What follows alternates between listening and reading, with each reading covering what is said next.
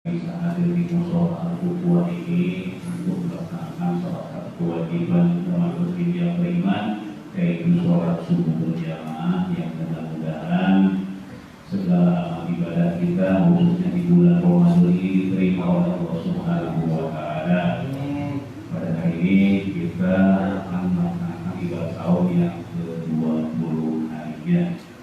Salawat serta salam semoga sudah dilimpah pula kepada beliau kita Muhammad Nabi Muhammad Sallallahu Alaihi Wasallam, kepada keluarganya, sahabatnya, hingga kepada umatnya hingga akhir zaman. Hadirin semua muslimin, sidang sholat subuh rahmatullah. Syukur alhamdulillah pada hari ini kita sesuai dengan jadwal ada kajian tematik Islam. Alhamdulillah telah hadir di hadapan kita Ustaz Zubair Al-Maidani. Tema yang akan disampaikan pada hari ini berjudul agar Ramadan lebih bermakna. Insyaallah satu jam ke depan kita bersama-sama dengan kita mengikuti kajian tematik pada hari ini. Dari kurangnya mohon maaf, wabillahi taufiq wal hidayah. Wassalamualaikum warahmatullahi wabarakatuh.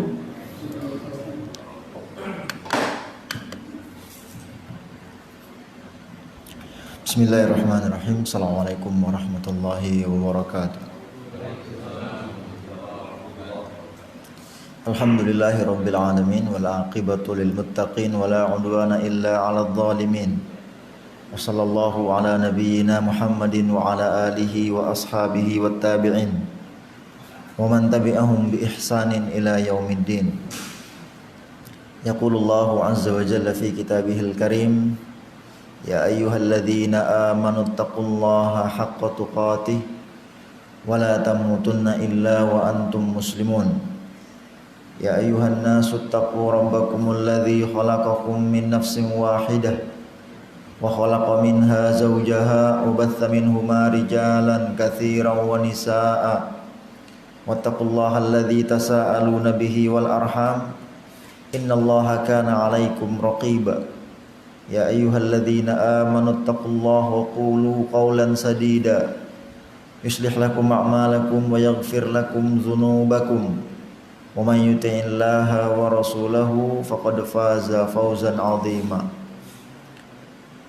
Amma ba'du, ma'asyiral muslimin wal muslimat, jamaah salat subuh musalla al-ukhuwah rahimani wa rahimakumullah. Alhamdulillah, di pagi hari dari bulan Ramadan hari ke-21 ya, ke-20 hari ke-20. Alhamdulillah, Allah masih memberikan kepada kita kesempatan untuk bisa beribadah di bulan yang penuh ampunan, penuh rahmat dan karunia Allah Subhanahu wa Ta'ala. Bulan yang banyak dari para sahabat, para tabi'in, para tabi'ut tabi'in dan para orang soleh ya, semasa setelah masa mereka berambisi untuk dipanjangkan usia mereka oleh Allah agar bisa melakukan ibadah di bulan suci Ramadan. Maka kita memuji Allah Subhanahu wa Ta'ala, bisa Allah berikan kesempatan memasuki bulan suci Ramadan, dan semoga Allah Subhanahu wa Ta'ala memberikan kepada kita taufiknya untuk mudah dalam melakukan ibadah selama bulan Ramadan ini. Ma'asyiral muslimin wal muslimat, jamaah salat subuh rahimani wa rahimakumullah. Agar Ramadan lebih bermakna, tema kajian kita di subuh yang semoga Allah berkahi ini ya, bermakna maksudnya memiliki pengaruh dalam hidup kita ya, karena saya yakin kita sudah melalui puluhan kali Ramadan ya, anggaplah usia balik itu 14 tahun. Kalau usia kita sudah 30-an atau sebutlah 40 maka sudah hampir 20-an tahun lebih dia melalui Ramadan. Tapi apakah Ramadan yang dia lalui benar-benar mempengaruhi kehidupan, khususnya ya, kehidupan agama atau keadaan agama seseorang? Apakah dia selepas Ramadan menjadi orang-orang yang taat melakukan ibadah walaupun di luar Ramadan, atau hanya taat yang sifatnya temporary? Maka dari banyaknya hadis-hadis seputar bulan Ramadan, ya mungkin kita sering mendengar penceramah khotib imam yang membacakan hadis man shoma ramadhana imanan wahtisaban ghufira lahu ma taqaddama min dzambihi, atau man qama ramadhana imanan wahtisaban ghufira lahu ma taqaddama min dzambihi. Barang siapa yang melakukan puasa, barang siapa yang mengerjakan sholat tarawih karena keimanan kepada Allah dan karena berharap pahala, maka Allah akan ampuni dosa-dosanya yang telah lampau. Penghapusan dosa Allah janjikan bagi siapa yang melakukan puasa. Dan juga pada ayat yang sama-sama sudah kita hafalkan, ayat akan wajibnya puasa Ramadan, Allah menjanjikan predikat takwa bagi orang yang berpuasa sesuai dengan apa yang Allah dan Rasulnya inginkan. Bukan hanya sekedar puasa, bukan hanya sekedar ikut meramaikan euforia Ramadan, tetapi dia berpuasa dengan puasanya orang-orang yang khusus. Pada ayat disebutkan ya ayyuhalladzina amanu. Di sini Allah menyeru hamba-hambanya dengan seruan khusus, wahai orang-orang yang beriman. Kata Abdullah bin Mas'ud, sebagaimana yang disebutkan dalam tafsir Abdurrahman bin Nasir As-Sa'di, kata beliau, idza sami'tumullaha yaqulu ya ayyuhalladzina amanu fa'ar'iha sam'an, imma amrun tu'maru bihi wa imma nahyun tunha anhu. Jika kalian mendengar Allah menyeru kalian di Al-Quran dengan seruannya, wahai orang-orang yang beriman. Karena pada kenyataannya seruan Allah di Al-Quran itu ada beberapa varian. Ada ya ayyuhan nas, ada ya ayyuhan nabi, ada ya ayyuhalladzina amanu. Ya ayyuhalladzina amanu berarti Allah menyeru khusus untuk orang-orang beriman saja. Maka di balik seruan ini, kata Abdullah bin Mas'ud, fa'ar'iha sam'an, pasanglah telinga kalian, dengarlah baik-baik seruan yang akan Allah atau yang Allah sebutkan di Al-Quran. Karena imma amrun tu'maru bihi, pasti setelah seruan atau pada seruan yang Allah sebutkan di Al-Quran ada satu dari dua kemungkinan. Yang pertama, bisa jadi ada perintah yang Allah perintahkan kita untuk melakukannya. Wa imma nahyun tunha anhu. Dan bisa jadi ada larangan yang kita dilarang untuk mengerjakannya. Faktanya ma'asyiral muslimin rahimani wa rahimakumullah, Allah mengatakan ya ayyuhalladzina amanu kutiba alaikumusiyam. Ada perintah di situ walaupun dengan narasi khobar. Ya, kalau dalam bahasa Arab ada yang namanya khobar, pengkhabaran. Khobar dalam bentuk atau perintah dalam bentuk khobar ini bermakna perintah juga ya. Karena dalam bahasa Arab itu ada yang namanya fi'il amr, fi'il madi, fi'il mudhari ya. Pada ayat-ayat yang lain ketika Allah memerintahkan kita biasanya menggunakan diksi fi'il amr. Aqimis sholah misalnya, tegakkanlah sholat. Wa atuz zakah, tunaikanlah zakat ya kan? Tapi pada kewajiban puasa Ramadan Allah menggunakan diksi dan narasi ya, khobar, penyampaian. Kutiba alaikumusiyam, telah diwajibkan bagi kalian untuk berpuasa ya. Kalau misalnya ayat ini berhenti sampai di sini, mungkin kita akan merasa terbebani Karena seakan-akan hanya kita yang diwajibkan berpuasa.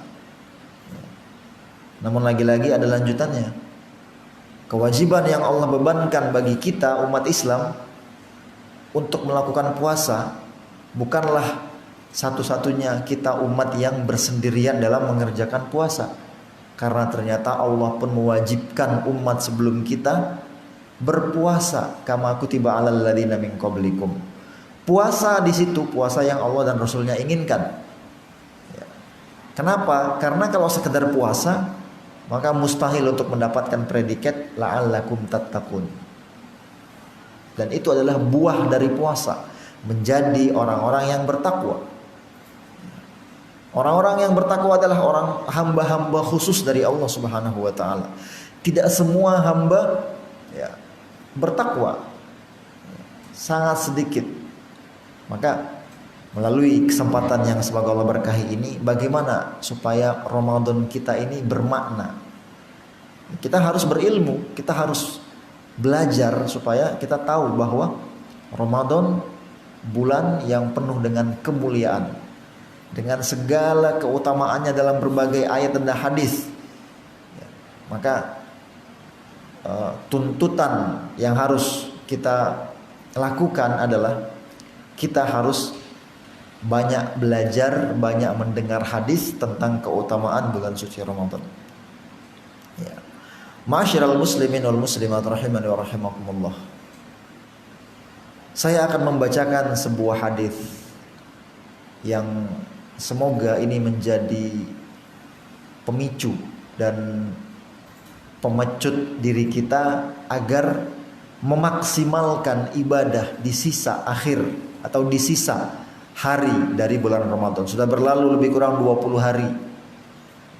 Tersisa lebih kurang 10 hari. Bagi kita yang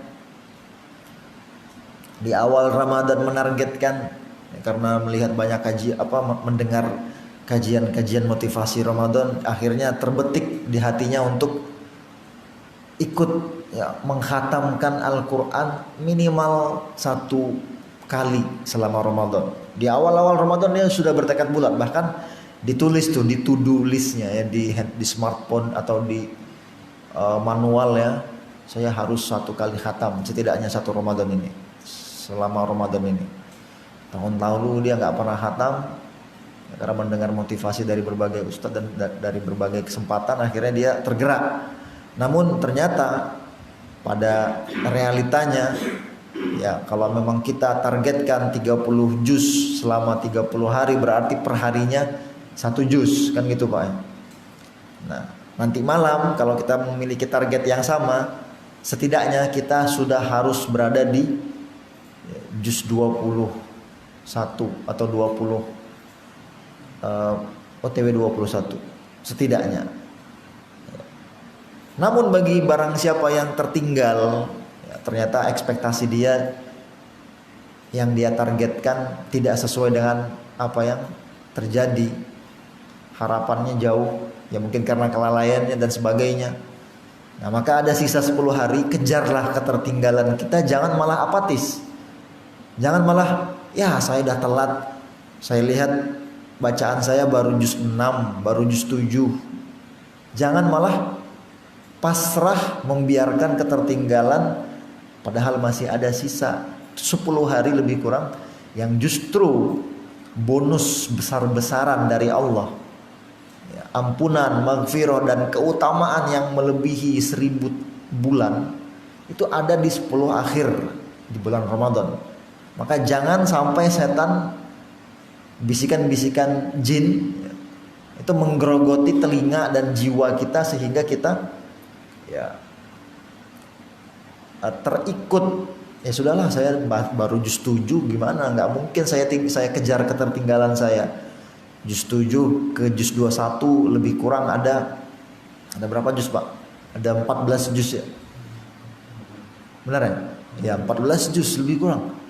Wah enggak lah, saya nggak mungkin. Nah ini setan, ini bisikan setan yang seperti ini, gaspol ya, kejar tilawah yang kita targetkan, khataman yang sudah kita azamkan di hati kita di awal-awal Ramadan, Maka itu ayo mari kita bangkit ya, selesaikan tilawahnya ya, dengan cara bacaan yang tartil ya, jangan sembarangan juga ya, minimal bacaan tartil lah ya, kejar ketertinggalan kita. Karena disebutkan dalam riwayat Muhammad bin Idris, kenal Pak siapa itu Muhammad bin Idris? Hah?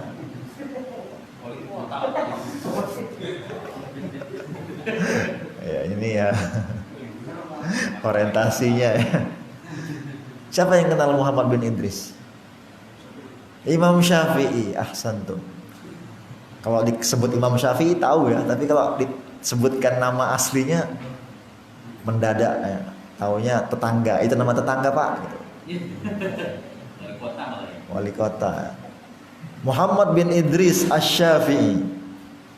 Dia Pak disebutkan oleh murid-muridnya. Di luar Ramadan dia biasa mengkhatamkan Al-Quran 1 hari 1 kali. Begitu Ramadan tiba, ya, dia mengkhatamkan Al-Quran 1 hari 2 kali. Ya kita nggak usah seperti beliau lah, ini makomnya udah luar biasa ya Imam Syafi'i itu ya.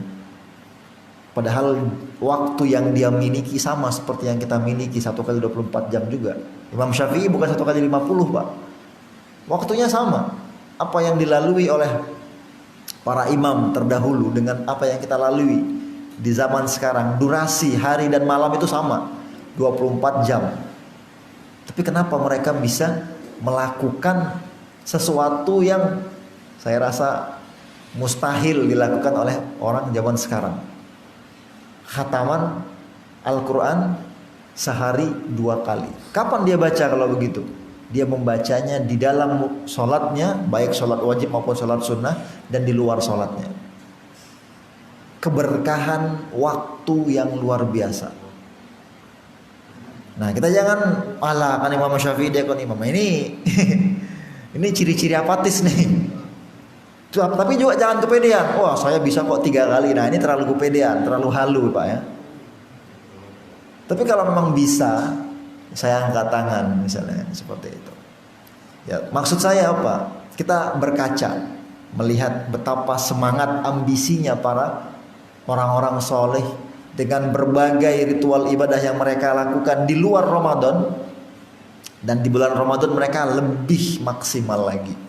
Dan memang ibadah yang paling banyak dipilih oleh orang-orang dari kalangan pendahulu kita selain puasa dan sholat, mereka lebih memfokuskan ketika Ramadan itu adalah dengan tilawahnya, membaca Al-Quran. Ya, ada banyak sekali kisah-kisah, riwayat-riwayat sahih semuanya insya Allah ya, betapa mereka sangat berambisinya untuk membaca Al-Quran di bulan Ramadan. Karena memang pada kenyataannya bulan Ramadan adalah bulan Al-Quran. Syahrul Ramadan ay syahrul Quran ya. Allah menurunkan Al-Quran ya, di bulan Ramadan. Dan juga Allah Subhanahu wa taala itu kan ada banyak riwayat ya. Ada yang mengatakan Al-Quran turun di malam 17, ada yang mengatakan Al-Quran turun di malam Lailatul Qadar. Seperti yang sama-sama kita hafal, inna anzalnahu fi lailatul qadar. Dalam ayat lain disebutkan Al-Anfal ayat 41, wa ma anzalna ala abdina yaumal furqan yaumal taqal jam'an. Ini gimana cara menggabungkan 2 ayat yang seakan-akan kontradiktif. Nah, kata Ibnu Abbas disebutkan oleh beliau, Allah menurunkan Al-Quran ke Lauh Mahfuz secara keseluruhan ya, itu di Lailatul Qadar. Kemudian Allah turunkan secara bertahap ke nabinya itu di malam 17 di hari ke-17, di hari saat perang Badar. Ini dalam riwayat disebutkan untuk mengkomparasikan banyaknya dalil yang seakan-akan kontradiktif. Ya intinya apa? Fokus kita Ramadan itu bulan Al-Quran, maka jangan dianggurin mushaf yang ada di rumah kita. Jangan dibiarkan berabu berdebu. Mari sisa 10 Ramadan lebih kurang kita bakar nih semangat. Kita berkaca kepada para pendahulu kita betapa berkahnya waktu yang mereka miliki. 1 kali 24 jam. Kita rata-rata baca per juz berapa jam, Pak? Itulah bacaan orang normal ya. 40 menit itu oke lah ya. Udah lumayan cepat, Pak. Atau 1 jam lah sebut. Masa iya 1 jam kita nggak bisa menyisihkan dari 24 jam yang Allah berikan kepada kita? Ini hamba durhaka, Pak, kalau saya bahasakan, Pak. Maksudnya buat memotivasi kita. Dan ini bisa kita cicil. Kalau kita mau mencicilnya, nggak harus 1 kali duduk langsung 1 juz. Habis subuh bisa misalnya mushaf yang 1 juznya 10 lembar itu kan ada ya, mushaf Madinah ya, mushaf pojok Madinah itu kan per juznya kan 10 lembar. Nah, per sholat wajib, ba'da sholat wajib setidaknya kita baca 2 lembar. Ketika maghrib nih, ba'da maghrib kan terlalu mepet ya dengan isya, ya sudah dirafel di isya. Yang kayak gini kalau kita juga nggak bisa melakukannya, masya Allah, benar-benar kita tidak memaksimalkan kemampuan yang kita miliki. Ustadz, saya bacanya terbata-bata. Nggak masalah. Dalam hadis riwayat Imam Bukhari Muslim ya, dari Abu Hurairah radhiyallahu anhu dan lain-lain, Rasulullah bersabda, Al-mahiru bil Qur'an ma'as safaratil kiramil bararah. Walladhi yaqra'ul Qur'an wa huwa yatata'u bih wa huwa alaihi syaqun falahu ajran. Orang yang hafal 30 juz, ya, lancar membacanya, mahir terhadap tilawatil Quran, maka dikategorikan bersama golongan para malaikat yang baik lagi mulia. Maksudnya dikelompokkan. Namun orang yang membaca Al-Quran dengan terbata-bata, dengan tertatih-tatih, mengeja, dan dia sangat sulit membacanya, tetap Rasulullah berikan pahala. Falahu ajron, baginya 2 pahala. Pertama, pahala karena dia membaca Al-Quran. Kedua, pahala karena semangatnya untuk tetap membaca. Jadi nggak pernah ada rugi.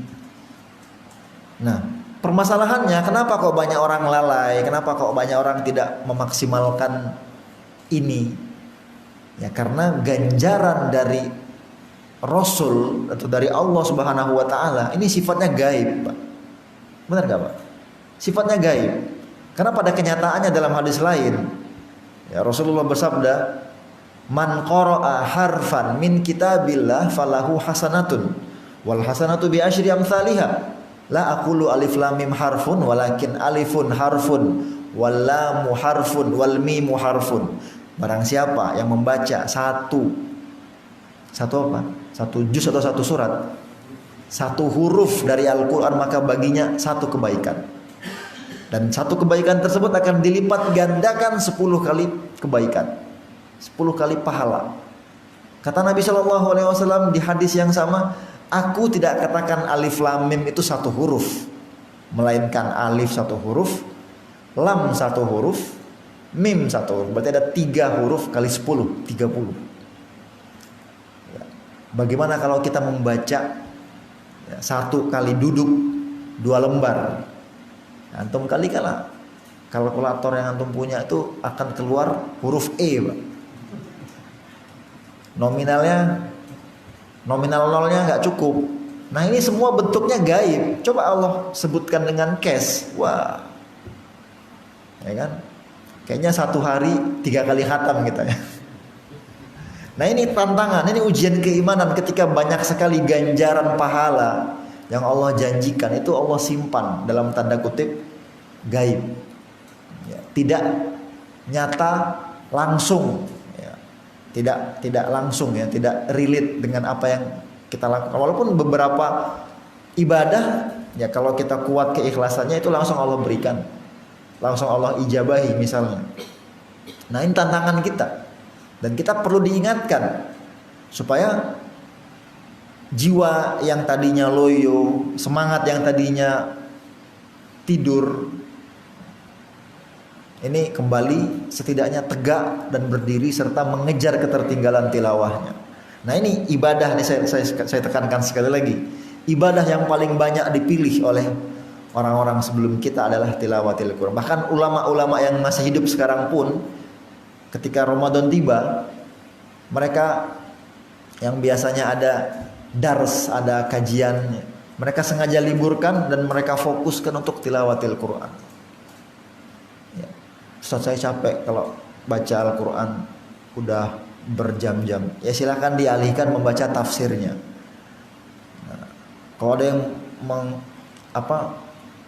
mengkomparasikan, Ustaz, mana lebih utama membaca Al-Quran atau membaca artinya?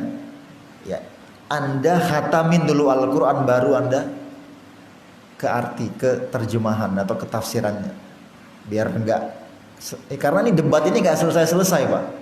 Ada yang memilih, enggak, saya lebih memilih membaca tafsirnya. Ya, kalau saya sendiri wallahu taala alam, khatamkan Al-Quran, setelah itu misalnya Anda mau membaca lagi, silakan baca dengan santai tapi lebih luas tafsirnya.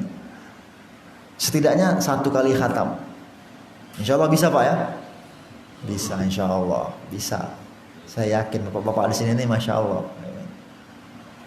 Nah ini juga semangat kita ini harus kita salurkan atau harus kita tularkan ke keluarga kita, anak istri kita. Ustaz, istri saya haidnya durasinya 20 hari. Boleh kok orang sedang haid, wanita haid membaca Al-Quran? Karena memang masih ada khilaf, la yamassuhu illal mutahharun. Tidak menyentuhnya kecuali orang yang suci. Nah, para ulama ahli hadis itu mereka berselisih. Maksudnya illal mutahharun itu siapa? Apakah orang kafir, apakah orang junub, apakah wanita haid? Ini masih diperdebatkan. Ya. Dan saya memilih pendapat yang membolehkan berdasarkan hadis Aisyah radhiyallahu anha ketika dia sedang umroh atau sedang haji, ya, dia haid. Rasulullah berkata kepada Aisyah, "If'ali ma yaf'alul haj illa an tatufi bil bait." Lakukanlah segala hal yang dilakukan oleh orang haji, berarti sedang haji ya, kecuali engkau tawaf. Otomatis sholat juga nggak boleh ya, karena tawaf itu pengganti sholat dalam tanda kutip. Ketika kita masuk ke ringnya Ka'bah, kita dikasih 2 pilihan. Boleh melakukan tawaf 7 kali putaran sebagai bentuk tahiyatul masjid, atau kita mengerjakan sholat tahiyatul masjid. Nah, jadi Rasulullah menyuruh Aisyah untuk melakukan apapun selain tawaf. Di antara yang dilakukan orang sedang berhaji adalah membaca Al-Quran. Sehingga ini dalil di sebagian atau dari sebagian para ulama yang membolehkan wanita haid ya, menyentuh Al-Quran. Atau kalau memang dia mau hati-hati, silakan baca Al-Quran dari smartphone. Ya enggak, Pak? Kan sekarang udah teknologi canggih ya. Di smartphone ada aplikasi ya kan? Atau kalau memang dia, oh saya nggak biasa, mata saya sakit kalau pakai handphone, pakai sarung tangan. Walaupun memang mau membacanya dari mushaf. Jadi ada banyak kesempatan, tinggal mau apa tidak. Nah itu, tinggal mau apa tidak. Makanya nih bapak-bapak di sini memiliki pengaruh terhadap keluarganya untuk sama-sama meramaikan, menyemarakkan bacaan Al-Quran selama bulan suci Ramadan. Ya. Nah kita kembali ke hadis yang tadi saya sebutkan. Hadis yang semoga hadis ini menjadi pemecut kita untuk memaksimalkan sisa dari Ramadan yang ada. Hadis yang disebutkan oleh Imam Ahmad dalam musnadnya dan juga dalam Sunan Ibnu Majah dan lain-lain. Hadis dari Thalhah bin Ubaidillah. Thalhah bin Ubaidillah adalah salah seorang sahabat yang Rasulullah jamin masuk surga. 1 dari 10 sahabat yang Rasulullah jamin masuk surga. Kata Thalhah, ini saya bacakan teks Arabnya.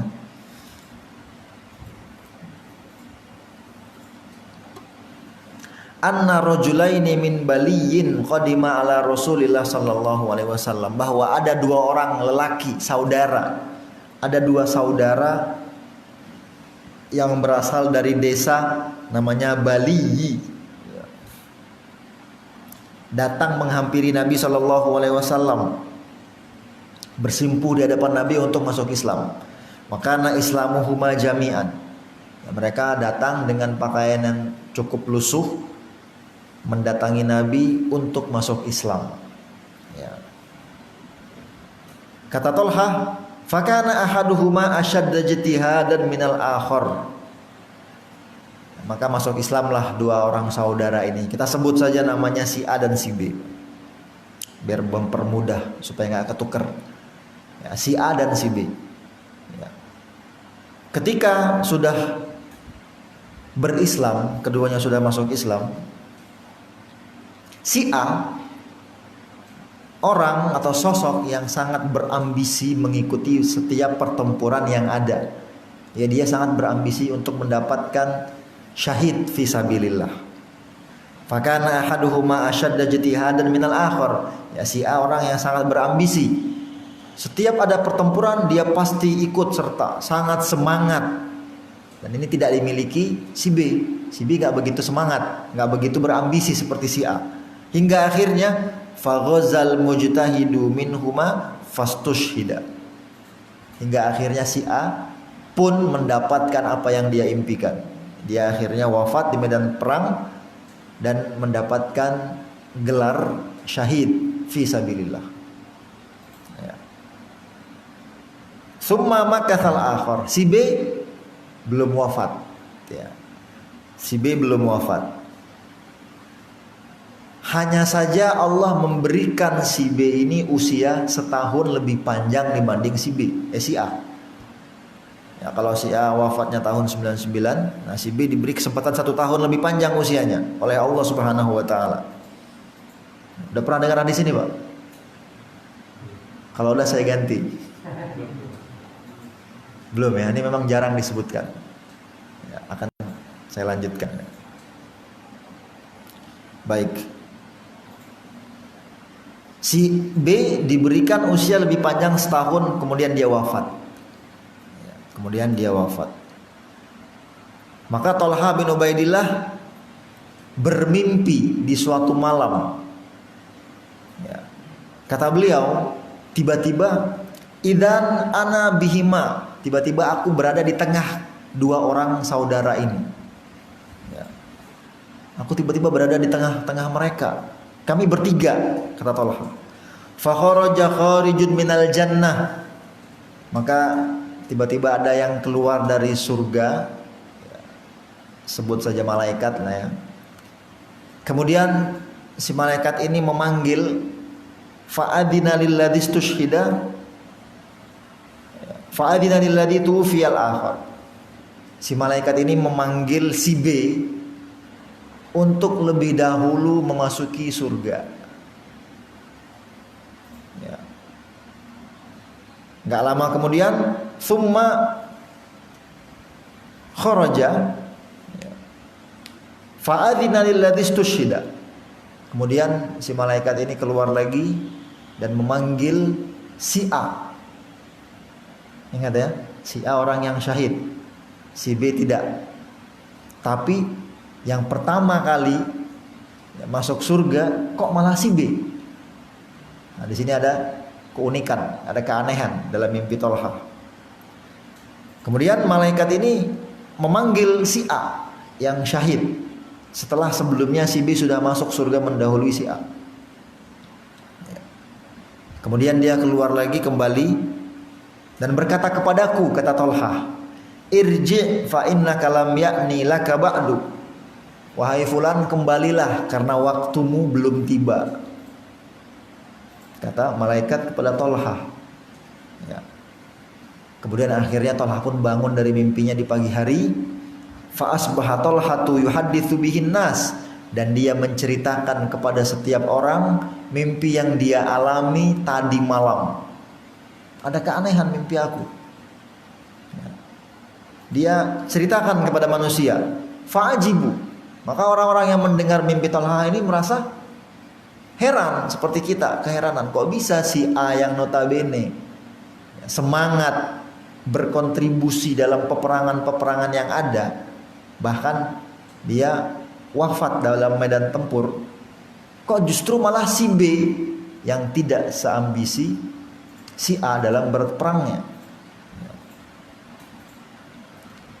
Maka para sahabat yang mendengar, manusia yang mendengar mimpi Tolha ketika Tolha menyampaikannya kepada mereka, terheran-heran, ya.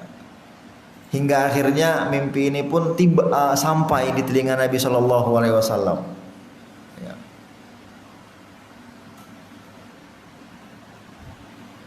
Ketika Rasulullah mendengar mimpi Tolha secara langsung dari Tolhahnya, Rasulullah melontarkan pertanyaan kepada para manusia yang merasa heran dengan mimpinya Tolha. Kenapa si B justru didahulukan masuk surganya, wahai Rasul, sementara si A tidak?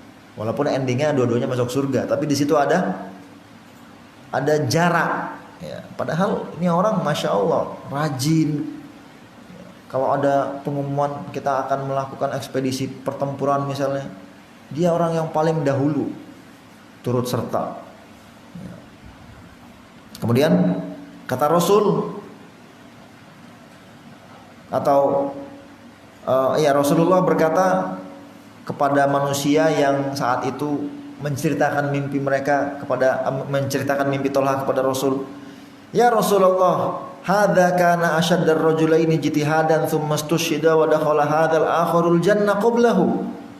Wahai Rasulullah, kok bisa si B masuk lebih dahulu ke surga dibanding si A, padahal si A semangat jihadnya. Jadi semuanya bingung dengan mimpi Tolha. Maka Rasulullah pun melontarkan sebuah pertanyaan. Ya. Faqala Rasul sallallahu alaihi wasallam, "Alaisa qad makatha hadza ba'dahu sanatan?" Bukankah si B ini Allah panjangkan usianya selama setahun, melebihi usia si A?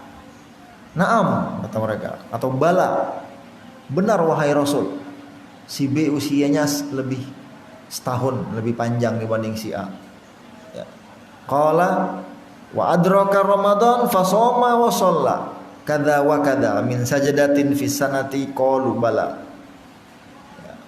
Maka Rasulullah mengatakan justru si B ketika mendapatkan usia yang setahun lebih, hingga akhirnya dia mendapati bulan Ramadan dan dia melakukan apa yang seharusnya dia lakukan, sholat, ya, puasa, ibadah-ibadah yang lain, tilawah, sedekah, zakatnya, dan lain-lain dari ritual yang menjadi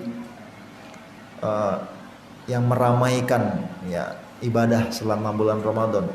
Bukankah dia mendapati bulan Ramadan di satu tahun yang dia lalui? Benar wahai Rasulullah, kata para sahabat. Maka Nabi mengatakan, dan ini sekaligus statement yang cukup membuat kita ayo semangat, ya. Kata Nabi, fama bainahuma ab'adu mimma bainas sama'i wal ard. Maka jarak keutamaan antara si A dan si B itu seperti jarak antara langit dan bumi. Ya. Masya Allah. Padahal orang atau si B ini hanya mendapatkan kesempatan Ramadan satu kali, ya, seumur hidupnya. Tapi benar-benar kesempatan tersebut dia maksimalkan. Si A, ya, ketika dia hidup mungkin Ramadan belum menjadi kewajiban umat Islam saat itu. Karena kan kalau kita lihat kapan diwajibkan berpuasa, kewajiban puasa itu setahu saya jauh setelah kewajiban sholat. Kalau kewajiban sholat 5 waktu itu disebutkan dalam banyak riwayat, ya, beberapa tahun, ya, 1,5 sampai 2 tahun sebelum Rasul dan para sahabat hijrah ke Madinah. Maka puasa, ya, kewajiban puasa Itu turun setelah para sahabat dan setelah Nabi menetap ya di Madinah Nabawiyah. Ya, poinnya di sini. Satu kesempatan puasa yang dilalui si B ternyata itu melampaui keutamaan si A, bahkan syahidnya si A, dan jaraknya pun jomplang banget, Pak. Ya, di sini kita tidak mengecilkan keutamaan berjihad, tidak mengecilkan bagaimana orang yang syahid fisabilillah. Tetapi kalau dikomparkan dengan keutamaan Ramadan, ya jaraknya seperti langit dan bumi. Maka bayangkan betapa para sahabat mampu mengerjakan banyak amalan besar di satu kesempatan. Perang Badar saat para sahabat sedang berpuasa itu, Pak. Iya nggak, Pak? Kita buru-buru puasa-puasa, jadi dia nampakkan dia puasa dengan lemes-lemes kerjanya. Ya elah kayak orang puasa. Saya memang lagi puasa. Harusnya kan kita nggak seperti itu. Jangan menampakkan kita sedang berpuasa. Ya semangat. Ya disembunyikan lemah-lemahnya itu. Ini para sahabat berjihad di perang Badar dalam keadaan berpuasa, Pak. Jadi memang kita jauh banget lah. Kualitas iman dan kualitas semangat beramalnya itu jauh. Jadi nggak usah lah ke para sahabat. Jangan juga kepada para tabi'in atau tabi'ut tabi'in. Ya beberapa abad sebelum kita aja lah. Wah. Makanya dalam hadis disebutkan la ya'ti zamanun illa walladzi ba'dahu syarrun minhu. Tidak akan datang suatu masa kecuali masa setelahnya akan lebih buruk dibanding masa sebelumnya. Ya, ini juga mengindikasikan bahwa semakin dekat dengan hari kiamat semakin melempem semangat atau kualitas beramal kita. Ya. Nah, kita kembali ke hadis Thalhah. Disebutkan oleh para ulama keutamaan orang yang syahid fisabilillah, Pak ya. Ini akan saya bacakan, ada 7 ya, atau banyak lah ya, cuman kita sebutkan 7 saja. Orang yang syahid fisabilillah itu mendapatkan banyak sekali hak privilege ya. Di antaranya ya,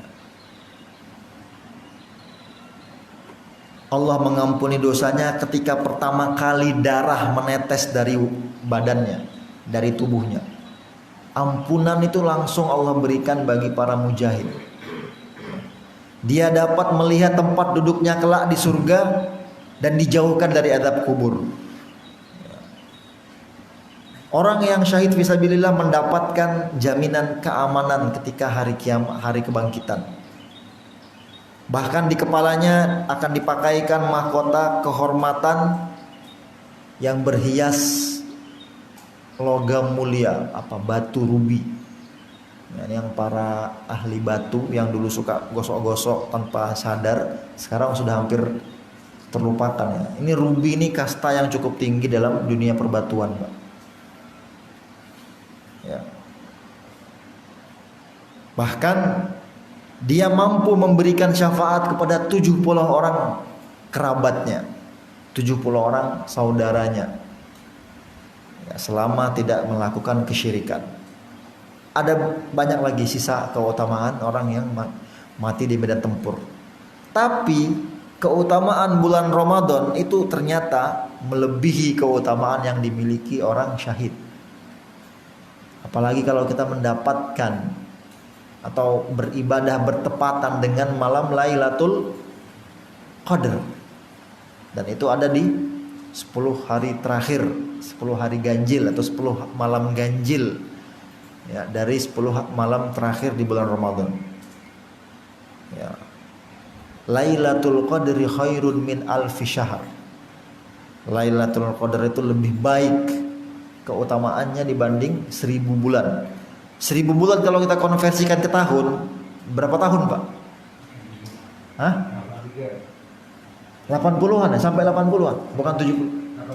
83 tahun, Masya Allah. Padahal usia umat Nabi Muhammad itu 60-an dan sedikit orang yang melampaui itu. Ketika kita bersedekah bertepatan dengan malam Lailatul Qadar, Masya Allah, kita sedekahnya mungkin ya nggak banyak lah ya, 50.000, 100.000. Tapi ternyata itu pas dengan dengan Lailatul Qadar. Ya antum kalikan aja 100.000 kali berapa itu? Lagi-lagi kalkulator tercanggih pun akan keluar huruf E, Pak. Kita mengerjakan ibadah di malam-malam tersebut, balasannya luar biasa. Maka dengan seringnya kita mendengar dan membaca, ya mungkin udahlah relakan begadang di 10 malam terakhir.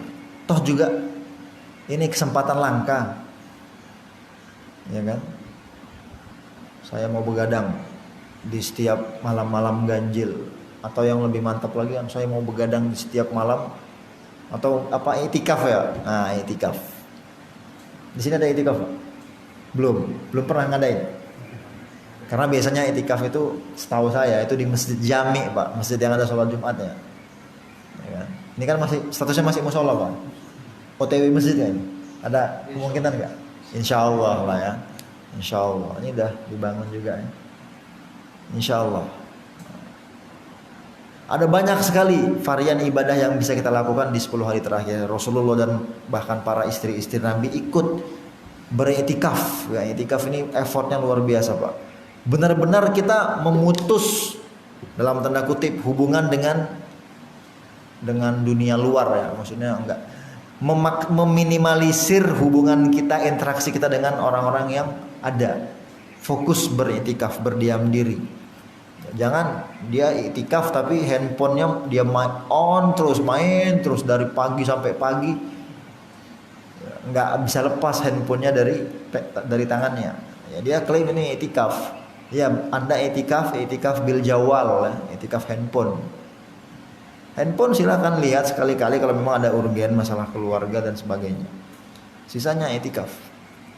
Nah, ini ya baik. Jadi luar biasa dua saudara ini ya. Nah, kalau kita bercermin dengan diri kita, ya saya sudah usia misal ya, usia 40 tahunan, 45 lah sebenarnya, atau 40. Ya. Tapi kok Ramadannya gini-gini aja, kayak menyikapi Ramadan itu kayak bulan-bulan lain, kayak nggak ada istimewa-istimewanya. Nah ini kita harus tepuk dada tanya iman, Pak. Ya, tepuk dada tanya iman. Ya, yang tadinya seperti yang tadi kita sebutkan ya, target tilawahnya masih jauh dari yang dia inginkan, maka melalui kesempatan ini kita bakar lagi semangat. Ayo bangkit, lanjutkan tilawah Anda, dan jangan hiraukan bisikan-bisikan setan yang terus menggerogoti, dan jangan tergiur dengan sel-sel yang banyak di marketplace, Pak. Banyak sel kan? Banyak diskon. Ya oke, kalau memang harus seperti itu, kalau memang kasih jatah. Ya, kasih jatah megang handphonenya. Sisanya fokuskan. Sehari sejus masa kita nggak bisa, Pak? Bisa lah insya Allah ya. Bisa, saya yakin. Maka ayo, yang tertinggal, yang baru di juz 10 ya, ayo bangkit. Dan yang sudah sesuai on target, sesuai targetnya, tambah dosis targetnya. Yang tadinya saya khatamnya alhamdulillah di hari ke-20 saya sudah khatam misalnya kan. Nah 10 hari terakhir saya mau mengkhatamkan 2 kali ya. Saya mau mengisi malam-malam saya dengan tilawah. Karena membaca Al-Quran itu kan nothing tulus, Pak. Kita nggak butuh modal banyak gitu, Pak. Modalnya apa? Mau apa tidak? Ya nggak, Pak? Nggak kayak sedekah. Kita butuh modal, butuh uang dong untuk sedekah. Mau memberi, kita butuh sesuatu. Tilawatil Quran butuhnya apa? Azam, semangat. ya kan? Nggak ada yang kita butuhkan apapun. Bahkan kita main WA, main handphone kita butuh banyak hal, kuota, listrik. Giliran membaca Al-Quran yang tidak ada modal yang sangat signifikan, malah kita lalai. Makanya keberkahan waktu kita ini sangat buruk ya mungkin Pak, jika ada yang tidak mampu untuk menargetkan sehari 1 juz. Ya, keberkahan usia, keberkahan waktu. Maka di kesempatan ini saya mengajak dan mengingatkan pribadi diri saya sendiri dan mengingatkan para hadirin, mari kita jadikan Ramadan ini Ramadan yang bermakna, Ramadan yang siapa tahu ini Ramadan terakhir kita, Pak. Kan nggak ada yang menjamin kita sampai Idul Fitri ya, sampai malam nanti pun kita nggak ada yang menjamin. Maka gunakanlah kesempatan ini dan jadikan sebagai pemicu. Ya, hadis Thalha bin Ubaidillah, jadikan pemicu bagaimana 1 kali Ramadan ternyata mendapatkan keutamaan yang demikian. Sementara kita sudah berpuluh-puluh kali Ramadan kita lalui, kok gini-gini aja. Ya, dampak dan efeknya serta impactnya ke diri kita tuh kayak Ramadan itu ya sudah seperti bulan-bulan pada umumnya. Maka jika ada yang seperti itu ya, merugilah ya. Dan mari kita evaluasi diri kita. Baik, sebagai penutup ya, karena capek Pak ya, panjang masih hari ya. Sebagai penutup saya akan bacakan sebuah hadis dan peringatan bagi kita semua. Hadis dari hadis Jibril ya, banyak yang menyebutkan ini hadis Jibril dan ada beberapa riwayat. Pada suatu ketika Rasulullah menaiki mimbar. Di setiap anak tangga yang beliau naiki, beliau mengucapkan amin yang terdengar oleh para sahabat di sekitar. Ya. 3 anak tangga yang Rasulullah lalui, 3 kali amin yang didengar oleh para sahabat. Ya. Gak lama para sahabat bertanya, wahai Rasulullah, kenapa engkau mengatakan amin, mengucapkan amin? Maka Rasulullah menjawab, tadi Jibril mengajak aku untuk mendoakan 3 hal dan aku disuruh untuk mengucapkan amin. Maka aku katakan amin. Ada 3 hal, tapi yang kita fokuskan hal yang 1 dari 3 halnya. Kata ya, Rasulullah SAW, raghima anfu mri'in dakhala alaihi Ramadan summan salakha wa lam yughfar lahu. Ya, celakalah dan binasalah, merugilah seorang hamba yang Ramadan memasuki kehidupannya, yang dia melalui Ramadan, yang dia mendapatkan kesempatan Ramadan. Kemudian Ramadan berlalu dari hidupnya, maksudnya dia selesai dari Ramadan dalam keadaan belum diampuni oleh Allah Subhanahu wa taala. Celaka dan binasalah orang yang seperti ini. Ya. Nah, ini lagi-lagi ancaman ketika diberi kesempatan tapi kita sia-siakan. Ya. Jibril mengajak Rasul untuk mendoakan kecelakaan dan kebinasaan bagi orang yang seperti ini. Maka kata Rasul, faqultuhu amin, aku katakan amin. Dan semoga kita termasuk ke dalam orang-orang yang ya, mempergunakan Ramadan sebaik-baiknya dan tidak tergolong ke dalam orang-orang yang merugi, yang tidak menggunakan kesempatan Ramadan ini. Ya, amin ya rabbal alamin. Baik, mungkin ini cukup Pak ya? Atau sampai jam 9 ini? Baik, mungkin ada beberapa jamaah yang mau bertanya, silakan. Saya kasih waktu. Halo. Waalaikumsalam. Bicara soal ini dari sini sebenarnya soal kita membaca Al-Quran itu misalnya soal mushaf dengan handphone. Apa? Soal membaca di handphone di mushaf. Handphone mushaf. Oh, Ya, oke. kemudian dalam keadaan berwudu ya tidak. Heeh. Dan kemudian di tempat-tempat toilet gitu ya. Hah? Enggak, maksudnya apa? Itu kan kayak dari awal ke toilet, di toilet gitu ya. Enggak, ini Bacaannya kan apakah dengan mushaf atau dengan smartphone, itu status bacaannya gimana gitu kan? ya enggak, ini saya sebenarnya dapat pengajian lah atau Mendengar, mendengar, tapi menurut Ustaz bagaimana? Misalnya apakah dalam keadaan tidak berwudu itu tidak boleh? Oke. Kemudian kedua, apakah di handphone itu kurang afdol? Kemudian apakah di toilet misalnya tidak Baik. boleh baca? Itu, Baik, itu saya yang saya dengar. Saya simpulkan, bagaimana status bacaan kita yang ngacak? Maksudnya sebenarnya statusnya bacaannya nurut, cuman tidak dari mushaf semuanya gitu kan? Ya. Bagaimana status yang bukan tilawah, bukan bacaan non mushaf, handphone, dari laptop mungkin, ya kan? Apakah statusnya sama dengan status bacaan dari mushaf? Nah, ini pertanyaan bagus nih. Gitu maksudnya Pak ya? Ya. Dan bagaimana status bacaannya ketika kita sedang berwudu atau ketika kita di luar wudu? Ya, karena perjalanan. Kan? Ya betul. Ketika kita di masjid atau ketika kita dalam kendaraan misalnya gitu ya. Maka status bacaannya, kalau jawaban dari saya walau ta'ala alam, menurut saya pribadi tetap sama Pak.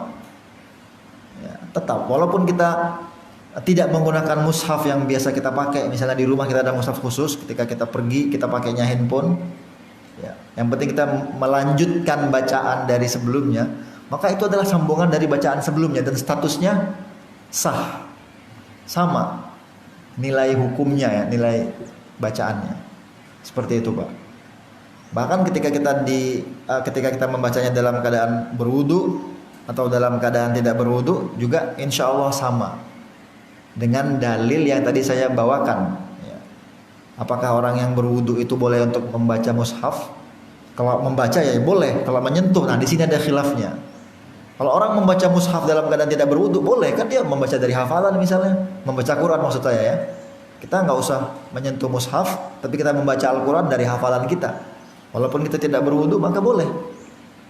Nah yang dijadikan perbedaan pandangan dari para ulama, apakah boleh menyentuh dalam keadaan tidak berwudu? Nah di sini ada khilaf. Kalau saya pribadi boleh, walaupun afdolnya memang berwudu. Seperti itu Pak. Jadi status tilawahnya itu sama. Kalau toilet? Ya toilet jangan dong. Masa di toilet kita baca Quran? Ya enggak, maksudnya kadang-kadang kan mengapa secara apa ya? Memang tidak boleh sih saya dengar. Nggak boleh Pak, membaca Al-Quran di toilet nggak boleh. Tapi gimana kalau handphone kita ada aplikasi Qurannya, terus kita bawa handphone kita ke toilet? Kalau ini beda kasus. Selama kita matikan, ya aplikasinya kita keluarkan dan handphonenya kita di standby kan, nggak apa-apa, nggak masalah. Jangan. Bahkan kalau ada yang wallpapernya mungkin ada Asmaul Husna, ada nama-nama Allah atau wallpapernya ayat Al-Quran. Nah ini ada yang mengatakan nggak apa-apa asal jangan dinyalakan karena menghafal nggak boleh Pak, jelas dong Pak. Nggak boleh Pak, nggak boleh Pak ya. Fokus saja dulu sama yang mau dibuang Pak. Karena kita tuh sangat susah untuk multitasking Pak. Nanti sana nggak tuntas, ini juga nggak tuntas kan, nggak kelar nanti. Begitu Pak ya. Wallahu taala alam. Silakan Pak. Apakah Ustaz punya tips khusus ya, selain berazam untuk menyelesaikan bacaan itu, untuk mengalahkan kita lebih lama melihat HP, YouTube dibandingkan dengan membaca Al-Quran?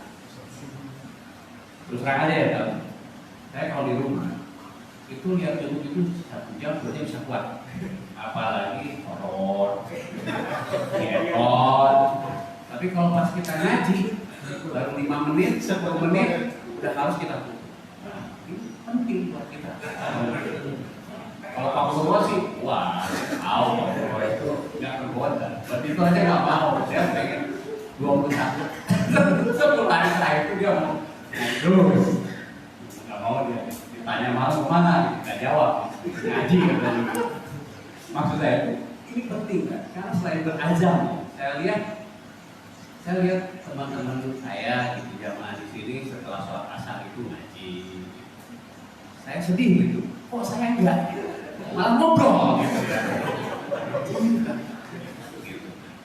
Ini motivasi gitu ya, motivasi yang kadang-kadang kita terkalahkan dengan apakah itu memang godaan syaitonir rajim gitu ya, memang padahal kan lagi diganggu setan itu ya, nggak mengganggu gitu. Tidak disalahin ya Pak. Harusnya lihat Pak Dodi, Pak Ali setelah sholat itu mencari tempat untuk mengaji. Saya yakin tuh Pak Ali, Pak Dodi itu mungkin udah 20 juz sekarang saya lihat. Karena tapi kayaknya aduh kan barusan belum kayaknya kelihatan masih perjalanan jauh gitu. Kenapa Dodi? Ini saya pertanyaan penting ini karena saya 5 menit 10 menit itu udah kuat gitu. Tapi kalau lihat bola apa gitu di YouTube puas jam 2 jam gitu. Mungkin Ustaz punya tips khusus bagaimana bisa jadi giroh kita untuk membaca Al-Quran itu. Pada tahu kan Ramadan itu bulan berkah, sahur Quran, sahur Mubarak. Bisa aja kita ngomongkan itu, tapi pikiran implementasinya agak susah gitu. Terima kasih Pak. Baik. Sepertinya itu bukan jeritan antum pribadi, Pak ya. Banyak juga yang seperti itu cuman malu-malu, Pak ya. Tapi antum mewakili lah, Pak. Nah, kalau tips dari saya sebenarnya kita yang lebih mengetahui bagaimana diri kita, kondisi diri kita. Kalau saya dulu, Pak, ketika masa-masa ya mungkin ini ya, kuliah dulu, kalau baca kitab itu kan kita harus kuat baca ya. Sementara sama, kita kuat baca tuh berapa jam sih mahasiswa, apalagi bukunya buku Arab ya kan, perih mata, Pak. Gimana cara mengakalinya supaya awet bacaan yang kita baca?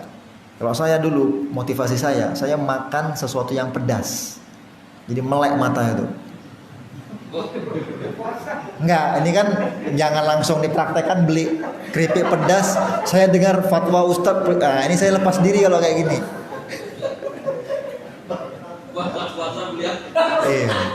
Enggak, maksud saya kita lebih mengetahui kondisi diri kita. Bagaimana supaya kita bisa awet baca? Ya. Bisa juga dengan cara, supaya lebih fresh lagi karena kita senangnya apa. Ya sudah, lihat sebentar nih sosial media sebentar, tapi jangan khilaf gitu kan, atau jangan mengkhilafkan diri gitu kan. Ya udah, lihat sesuatu yang menarik, habis itu buat refresh doang, habis itu baca lagi, kembali lagi ke tujuan kita. Nah, biasanya orang dengan sesuatu yang dia senang, kalau dipancing sedikit itu akan semangat lagi. Sama, ini juga saya rasa bisa diaplikasikan ke kita semua lah ya, bagi siapa yang membaca matanya perih. Memang itu butuh latihan, Pak ya, dan memang butuh tekad ya. Sebenarnya bisa aja, tapi kan banyak yang yang tekadnya belum muncul ya, atau apalah itu bahasanya. Nah, kalau memang antum kuat nonton kuat main handphone dan sebagainya berjam-jam, ya ini bisa dikolaborasikan dalam tanda kutip untuk memancing semangat kita membaca Al-Quran ya. Tapi ini syarat ketentuan berlaku, Pak ya. Paham nggak maksud saya, Pak? Paham nggak maksudnya? Misalnya antum, wah saya senang banget nonton, ya udah ditarik dijatah aja nontonnya. Pas lagi antum merasa sudah capek nih baca Al-Qur'annya, ya kan? Nah, silakan buka tafsirnya. Makanya ayat fa idza faragta fansob, jika kamu sudah selesai melakukan sesuatu, maka beralihlah ke pekerjaan lain. Bukan berarti kita nganggur habis itu enggak. Setelah baca Quran habis itu capek nih kan, udah enggak ngapa-ngapain. Ini salah juga. Tapi beralih ke kerjaan yang mungkin lebih ringan, membaca tafsirnya, supaya kita mendapatkan pemahaman yang baik, pemahaman yang utuh. Kita baca surat Al-Anbiya, kisah-kisah para nabi, bagaimana Nabi Musa dengan sejarahnya. Ya ini kan kalau kita nggak baca tafsirnya, ya mungkin kita nggak bakal mengetahui bagaimana Nabi Musa ya, dari kecil sampai besar sampai dewasa. Nah ini jadi variasi dalam beramal ya, dan itu menjadi tantangan tersendiri ketika kita orang yang memang terbiasa ya dengan sosial media. Tapi perlu juga Pak, selain cara ini sebenarnya cara yang resiko Pak ya, cara yang saya sebutkan ini. Makanya nggak semua orang bisa, karena pasti akan gagal gitu. Dikasih sedikit waktu untuk mengalihkan, atau bukan mengalihkan ya, untuk memancing semangat membaca Al-Qur'annya malah keterusan. Iya, makanya ini nggak semua orang bisa. Nah, tips yang lain, wallpaper handphonenya antum ganti. Oi, baca Quran, oi. Jadi setiap antum buka, oi, iya. Ya kan? Atau ringtone antum ganti. Baca Quran gitu. Apalah gitu yang bisa memotivasi kita untuk sadar dan mengejar ketertinggalan kita. Ada banyak sebenarnya cara-cara tips yang saya rasa antum pun paham lah itu ya. Dan satu lagi Pak. Silakan Pak. Itu soal membaca itu kan tartil. Tartil itu satu sisi kan kalau kita bunyikan, artinya lagunya dengan baik kan semangat. Itu salah satu ini juga, salah satu tips supaya baca Quran itu dilakukan dengan baik dengan lagu kita, bukan lagu Jawa ya maksudnya. Lagu ini kan lagu itu beda-beda, tapi kalau kita menghayati lagu kita itu seperti apa, itu mungkin lebih menarik. Bagus, silahkan. Kemudian juga salah satunya pertanyaan lagi, apakah yang dimaksud tartil itu harus harokatnya 1, 2, 3, 6 itu diikuti, ataukah tartil itu yang penting cepat gitu? Nah, bagus ini pertanyaannya. Ya. Tartil itu membaca dengan baik, makhraj, huruf-hurufnya, panjang pendeknya. Hanya saja mungkin ketika yang mat jaiz munfasilnya, yang kan ada banyak opsi Pak, ada yang 2, ada yang 4, ada yang 6 ya. Saat tartil dia baca 2, yang wajibnya dia baca 6 ya. Saya ambil contoh bacaan tartil itu Imam Syekh Sudais Pak, kalau Bapak tahu, atau Syekh Suraim. Itu selain untuk bisa menjaga suara dan lebih awet ya, itu bisa juga lebih banyak kuantitas huruf yang bisa kita raih kalau kita bacanya tartil. Kalau antum bacanya seperti bacaan-bacaan masyayikh yang memang mujawwad, nah ini murattal, ada murattal, ada mujawwad. Mujawwad itu yang kayak Syekh Ali Al-Hudayfi, Ibrahim Al-Akhdar, Ayub dan lain-lain. Nah ini bacaannya 1 ayat aja capek Pak. Sementara kan kita berpuasa. Nah maka kita optimalkan semaksimal mungkin. Udah baca tartil supaya mendapatkan kuantitas tilawahnya banyak gitu. Apakah yang dipilih kualitas apa kuantitas? Ya untuk saat ini gak usah ngomongin itu sampai Anda khatam dulu 1 kali baru ngomongin, baru mengkomparasikan lebih baik mentadabburi Al-Qur'an. Nah, seperti itu Pak. Jadi murattal, kita kembali bagaimana bacaannya. Tetap kita harus memperhatikan makhraj huruf, karena kalau salah ya otomatis artinya juga akan berbeda. Ya, mana huruf za, dha, mana jim. Ya, jangan semuanya sama. A'uju, ya kan. Nah, ini dah keliru. Ya, dah keliru. Seperti itu Pak. Baik. Baik, mungkin cukup kan? Ya, tadi udah pada semangat tadi. Iya. Nanti saya panggil pertanyaan gara-gara semangatnya. Berarti selama ini udah 21 juz Pak ya? Apa? Selama ini udah 21 juz sebenarnya. Insya Allah. Menghormat ojek. Baik Bapak dan jamaah sekalian, jazakumullah pada Pak Ustadz Jubair Al-Maidani. Dan saya ucapkan terima kasih pada para jamaah yang telah hadir.